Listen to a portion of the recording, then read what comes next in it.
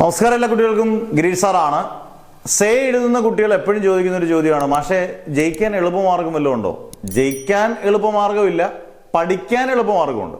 പഠിക്കാൻ എളുപ്പമാർഗ്ഗം ഇപ്പം നമ്മുടെ ബാച്ചസിലെല്ലാം നമ്മൾ ചെയ്യുന്നൊരു കാര്യമുണ്ട്. ഇപ്പോൾ അടുത്ത മാസം ഇപ്പം ക്ലാസ്സിലെല്ലാം കൊടുത്തുകൊണ്ടിരിക്കുകയാണ്. ഏകദേശം ഡിസംബർ കൊണ്ട് നമ്മുടെ ഒരു ഡിസംബർ 10-15 കൊണ്ട് നമ്മുടെ പോർഷൻസ് എല്ലാം കംപ്ലീറ്റ് ആവും. ഇപ്പം അതിനകത്ത് ചേർന്ന എല്ലാ ഗ്രൂപ്പിലുള്ള കുട്ടികൾക്കും അറിയാം, ഒരുമാതിരി പോർഷൻസ് എല്ലാം കവറായി. ഡിസംബർ 15 അല്ലെങ്കിൽ 20-നുള്ളിൽ പോർഷൻസ് എല്ലാം കംപ്ലീറ്റ് ചെയ്യുന്ന രീതിയിലാണ് നമ്മൾ ചെയ്യുന്നത്.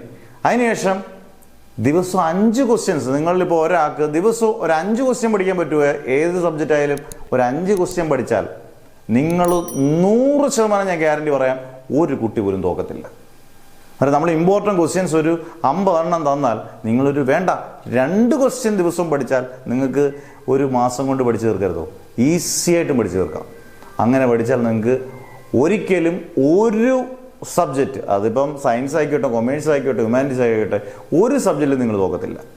കാരണം അത് 100% ഉറപ്പാണ്. കാരണം നിങ്ങൾക്കത് പഠിക്കാൻ പറ്റണം. 2 ക്വസ്റ്റ്യനെങ്കിലും ദിവസം പഠിച്ചാൽ ഒരു മാസം കൊണ്ട് പഠിക്കാം. വീണ്ടും 1-2 വട്ടം റിവൈസ് ചെയ്തിട്ട് നമ്മൾ പബ്ലിക് എക്സാമിന് പോയി കഴിഞ്ഞാൽ ഈസി ആയിട്ട് ഒരു ടെൻഷനും ഇല്ലാതെ നമുക്ക് ജയിക്കാം.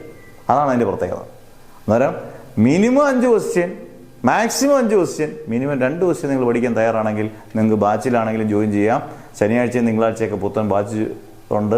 അടുത്ത മാസം ഇമ്പോർട്ടൻറ്റ് ക്വസ്റ്റ്യൻസും എല്ലാം അടുത്തടുത്ത ദിവസങ്ങളായിട്ട് കൊടുക്കുമ്പോൾ അതിനകത്തെല്ലാം നിങ്ങൾക്ക് കിട്ടും.